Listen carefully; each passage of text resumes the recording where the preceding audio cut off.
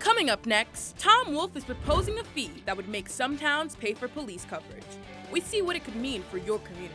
And residents of Snowshoe Township have been living with dirty water for years. We don't know what's in it. We know what the reports have said. Our reporter explores how officials plan to fix the problem. The Center County Report starts now.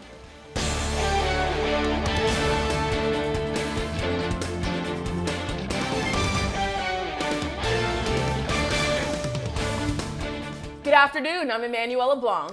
And I'm Haley Brown. Thanks for joining us. Pennsylvania Governor Tom Wolf is again pushing a proposal that could have a major effect on residents of many Pennsylvania municipalities, towns that rely on state troopers instead of a local police department. I took a deeper look into his proposal and how a ripple effect it could have on communities. For the third time, Governor Tom Wolf is proposing a fee on municipalities that rely on state troopers instead of a local police force. The idea comes after years of using highway funding to help pay for the state police coverage in a growing number of towns. The governor's old plan was a per-person fee, but now he wants the fee based on how many residents live in a community, $8 per person for those with 2,000 or fewer residents, and up to $166 per person for those with 20,000 or more. Center County Board of Commissioners Chair Mike Pipe says much of Center County will not be affected. Many municipalities in Center County, where our larger population centers are, have their own local police forces, so they'll be exempt from that. But the hope would be that the governor and the local municipalities can negotiate, have a conversation about what the best way forward would be. A quarter of Pennsylvanians receive some sort of coverage from the state police, whether that be full or part-time coverage. Those Pennsylvanians are usually from rural or exurban areas with fewer people and more real estate than the average municipality. According to state data, troopers are the only police force in 1,291 of the state's 2,561 municipalities, and another 419 areas get part-time coverage. The remaining 851 pay for their own police force or share. State police spokesman Brent Miller says he's optimistic the governor and lawmakers will reach an agreement. The Pennsylvania State Police has full faith and confidence that Governor Wolf and state lawmakers will pass a comprehensive budget that allows the department to continue to provide exceptional police and public safety services to the residents of Pennsylvania and to work in partnership with our municipal and federal law enforcement partners. A 2017 report by a state legislative committee strongly suggested more than $200 million a year in highway construction funds are being diverted to pay for police coverage. Pennsylvania's 20 most populated municipalities all pay for their own police forces, as do most communities with more than 10,000 residents. The governor's plan is projected to raise about $100 million a year. The State College Police Department is asking the public for help in finding a retail thief suspect. They say a woman tried stealing hundreds of dollars in merchandise from Macy's at the Nittany Mall. When security confronted her, police say she became physical. Police described her as a black woman with her hair tied up and wearing a denim jacket, jeans, and a pink collared shirt. Anyone with information is asked to call the police at State College. A College Township convenience store is expanding and will be closed for the next few months. The Sheets at Benner Pike and Shiloh Road will be demolished and rebuilt. The resulting store will be bigger and have 14 gas pumps, a dining area, and once approved, a walk-in beer cooler. When construction is done, the Sheets will also be the first in the area to have a drive-through. Construction is estimated to be finished by the end of August. And new plans have been submitted for a boutique hotel in downtown State College. Scholar Hotel Group, which specializes in building hotels in university towns, plans to make the 86-year-old Glenland building into a 72-room hotel on Beaver Avenue. It would also include a conference center, fitness center, and a bistro. The small house on the corner of McAllister Alley and Beaver Avenue would be a drop-off area for guests. Nearly 60 parking spaces would be required, with no new parking lots proposed. Road construction season is starting again, and we have a traffic alert for you. The Atherton Street project is ramping up again in State College, and next week crews will be installing a water line near Park Avenue. PennDOT says long traffic delays are expected all week, and drivers are urged to use alternative routes. The whole Atherton project will continue throughout 2019. Residents of Snowshoe Township have been dealing with cloudy water at times for several years. The Water Authority plans to update community members on the problem next week. Reporter Maddie Beartemple has more. When Katie and Jim Truesdale moved to Mountaintop 2 years ago, they didn't realize they'd be dealing with dirty water. There's a big difference. We have not just the sink filter screwed onto the sink, but we also have a Brita filter pitcher, so we kind of double filter our water to make sure it's safe to give water to our animals. But it's been an ongoing problem in the Snowshoe region of Center County for several years. Because of aging infrastructure and leaky water lines, the Mountaintop Regional Water Authority has repeatedly issued boil advisories saying the water isn't safe to drink. For the Truesdales and their 5 cats, that's a problem. We do still double filter our water for the cats, and we do really worry about the animals getting sick from the water. We don't know what's in it. Many residents choose to double filter their water to make sure that it's drinkable, but when the filter is off, the water still appears cloudy. The Mountaintop Regional Water Authority submitted a plan to fix the problem that was approved by the Pennsylvania Department of Environmental Protection last week. And while residents cited concerns about cloudy water, spokesperson for the DEP, Megan Lehman, says cloudy or muddy water are common examples of fluctuations that can occur in the appearance and taste of drinking water supplies. These changes can be caused by many factors and sometimes occur in water that still meets the Safe Drinking Water Act standards. Chris Walker lives in nearby Moshannon. He says he's optimistic the Water Authority will solve the issue soon. I think we need everyone to come together to try to find a common solution. Until then, the Truesdales say they will continue to buy bottled water for drinking. In Snowshoe Township, I'm Maddie Beartemple for the Center County Report. The Mountaintop Regional Water Authority is holding a meeting Monday to discuss plans to improve the infrastructure. It feels like spring today, but will that last into the weekend? Patrick Bright is coming up with some changes in the 7-day forecast. Plus, we learn more about a new candidate in the 12th Congressional District special election. Also coming up, the controversy over vaccinating children, what one state is proposing and what medical professionals think of the issue.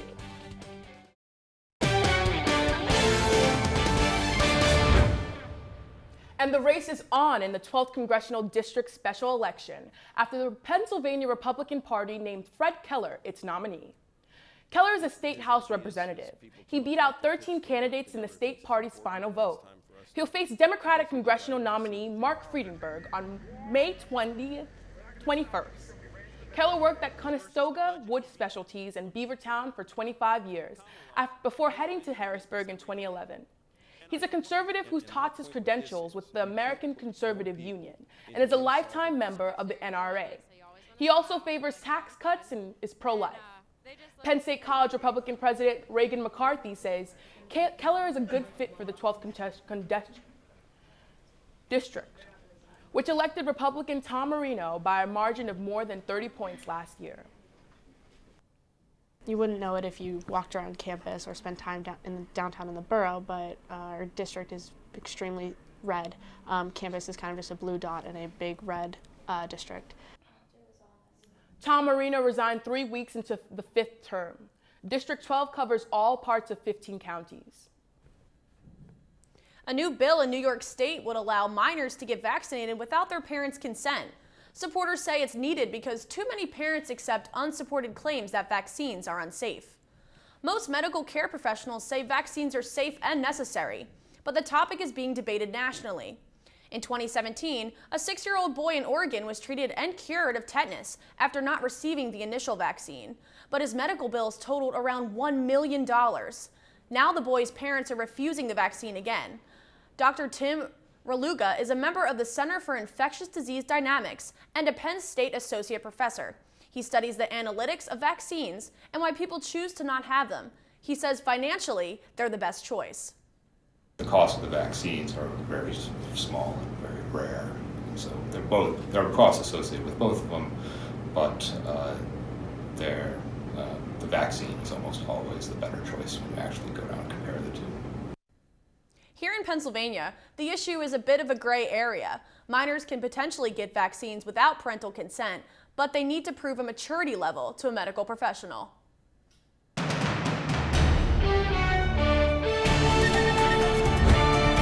Well, it is feeling like spring if you step outside right now. Currently over Altoona, the clouds are somewhat parting. You see over the reflection pond, it feels like a nice day to go for a walk out there and enjoy those temperatures because, well, they are changing as we head into the next couple of hours and into the evening. So we're going to take a look at temperatures around the region right now. 61 here in State College, 60 in Altoona, and 57 up in Clearfield. And heading up further towards the northwest, well, Erie, you're getting a little cooler, 48 degrees and a 54 over in Pittsburgh. Now, in terms of temperatures for the east, well, 70 degrees in Harrisburg, 69 over in Philadelphia, so it is feeling very warm and very pleasant, but that is going to change. But first, we have to get through some clear weather for now, and well, we can't complain about that, that's for sure. But the future weather will bring in a cold front moving through later on this evening, bringing in some of the cooler temperatures, so it'll be a reality check for middle of March. So moving this forward into Saturday afternoon, a few spot snow showers further towards the northwestern portion of the state and mainly in the western portion of the state, mainly lake effect. But we do cool off in terms of our temperatures and leaving a partly cloudy sky for everybody else. But then by Sunday, we do clear out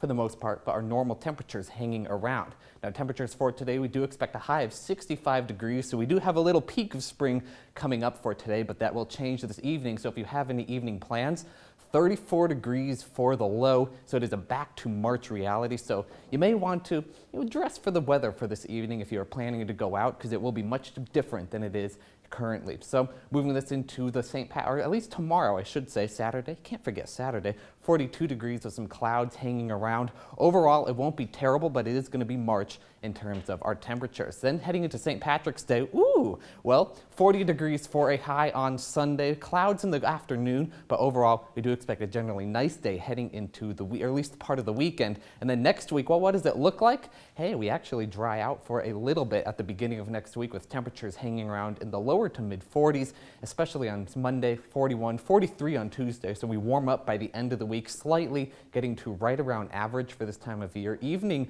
rain, though, moving in by Wednesday for the start of spring, actually coming in on Wednesday for the end of next week. So I guess I should get some green rain boots this time for St. Patrick's Day. Boots? Oh, that'd be so nice. You gotta get ready for that mud. Yeah? Get ready for the mud and, well, spring in general. Yeah. Now we have Haley Curtis with sports. The Nittany Lions men's hockey team is in Columbus this weekend to meet Ohio State in the Big Ten tournament semifinals on Sunday. We have a preview next in sports. Also coming up, Penn State's now former star quarterback is set to hit the small screen this spring ahead of the NFL draft. We travel to NFL Films in New Jersey for the story.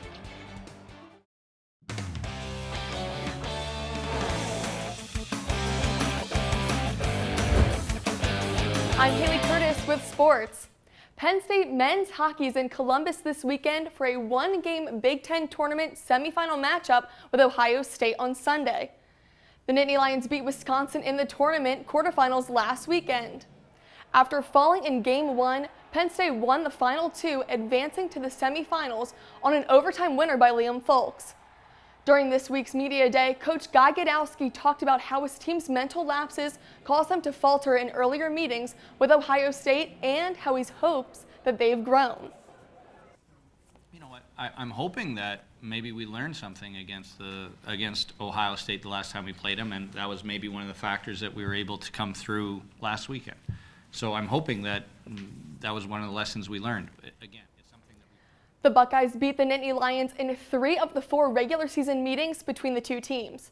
The winner of Sunday's game will advance to the tournament finals along with the winner of the Notre Dame-Minnesota game. Now going from the ice to the court, Penn State basketball ended the season on a tear, beating 2 ranked opponents in the last month of the season, but the magic ended last night.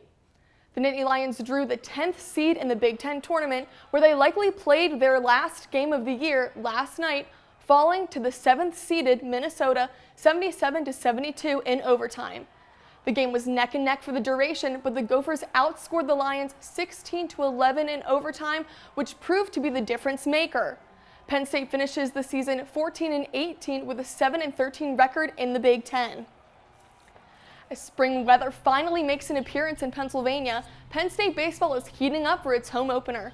The Nittany Lions went undefeated in February for the first time in program history and now have a 10-3 record.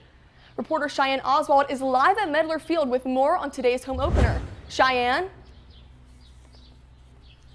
Thanks, Haley. We're out here with sun and blue skies as Penn State baseball gets ready for their season home opener against UMass Lowell this afternoon.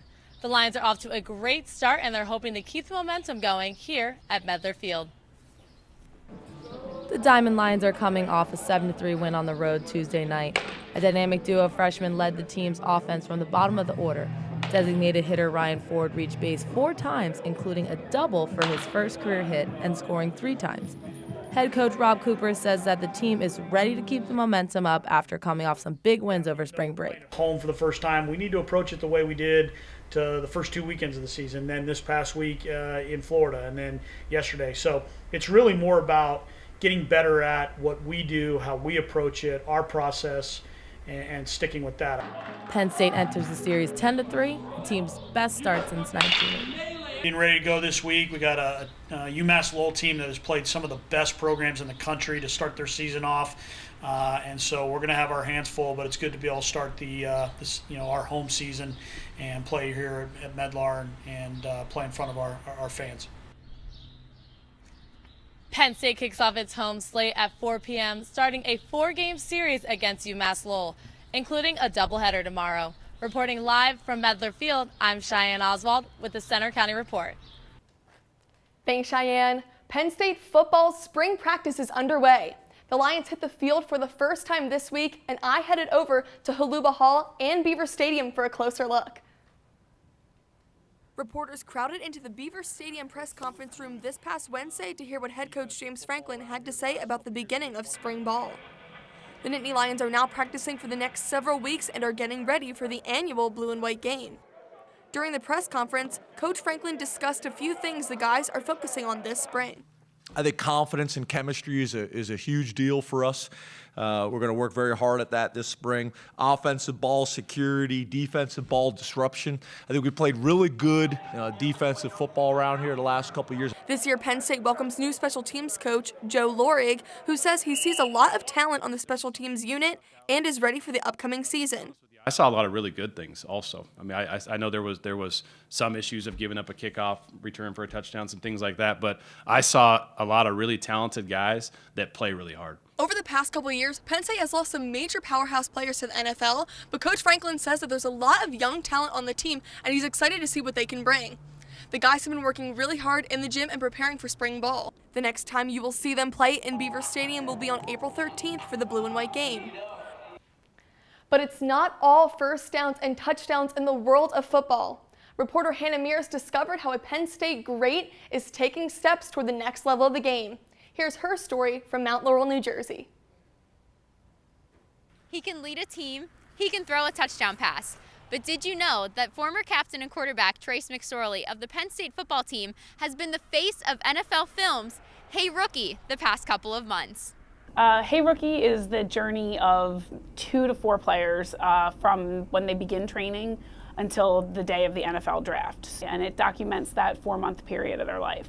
The show can be a lot to handle when in the process of the biggest transition of his football career. But being a Trace of all trades, McSorley has spoken highly of his experience. So the experience with Hey Rookie's been awesome. It's just been doing my workout and then they're just kind of there filming it. So it's been, like I said, real easy for me as far as not been any sort of stress or distraction. McSorley's former teammate, Saquon Barkley, starred in the show last year and believes it is a great way to gain exposure for the NFL draft. I would say it definitely affected my draft process because it got to show not only fans but coaches and followers of mine the work and the people I surround myself with. A unique aspect of the show is that it tries to highlight who McSorley is when he trades in his uniform for streetwear at the end of the day. We already shot with him and his father a little bit, and during pro day, hopefully we'll get to meet his mom too, and we'll spend some time at their condo in State College with them so that we can get that in the show also. I think it's been awesome just to kind of be able to take this opportunity and try and shed a light on who I am more so than just a football player. McSorley's 4-month journey documented on Hey Rookie premieres on April 6th on ESPN. For the Center County Report, I'm Hannah Mears. Trace McSorley will learn about his NFL future between April 25th and 27th during the 2019 NFL Draft in Nashville. Penn State lacrosse is now the top-ranked team in the country for the first time since 2017 after big wins over Jacksonville and third-ranked Cornell last weekend. The Nittany Lions' high-powered offense has been the main reason for their success, as the team leads the nation in offense with nearly 19 goals per game. They are 6-1 on the year and go on the road against Cleveland State tomorrow. That's all for sports. Now back to you at the desk. Thanks, Haley. Coming up next, one Penn State student had a life-changing spring break experience. Hear more about her trip to Honduras and what she did to help others. That's after this break. One Penn State student spent her spring break making memories of a lifetime while changing the lives of others in Central America. Reporter Amanda Mitchell has the story. Last week was spring break at Penn State, and one biobehavioral health student traveled to Honduras with Global Medical Brigades. We're going to take an inside look at her experience. After spending 3 days providing healthcare in a rural Honduras community and 2 days working on a developing health project, Brianna has completed her first brigade. I was more looking at this trip as kind of like a resume booster, but afterwards I would do one of these trips every chance I could. It completely changed my life. Global Medical Brigades provide students the opportunity to work in disadvantaged communities, creating sustainable health systems. As an aspiring physician's assistant, Brianna got hands-on experience working with patients. Each day, about 300 people came through. We had a pharmacy station, a station where you could talk to the doctors, an orthodontal station, gynecology, an eye doctor was there. As much of an impact as Brianna was able to have on the community, she believes what she learned from them was far more valuable. After the trip, it completely changed my perspective on everything. It just really opens up your eyes to how much we take for granted every single day. For every time we turn on the water, we're taking it for granted. Brianna's experience in Honduras was so impactful, she's sought out to participate in more brigades. Well, I was feeling very inspired when I got home, and I applied for a trip to Uganda. For the Center County Report, I'm Amanda Mitchell. That's all for today's newscast. You can find more of our stories on our website, centercountyreport.com. And you can follow us anytime for breaking news on our Twitter feed. That's at Center County REP or our Facebook page. We also have a Center County Report Instagram. Join us for our newscast next Friday. Have a great weekend.